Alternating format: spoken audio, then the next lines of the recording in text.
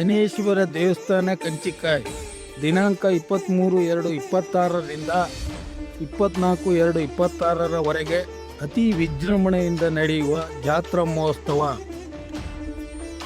ಎಲ್ಲ ಭಕ್ತಾದಿಗಳು ದೇವರ ಕೃಪೆಗೆ ಪಾತ್ರರಾಗಬೇಕಾಗಿ ವಿನಂತಿ.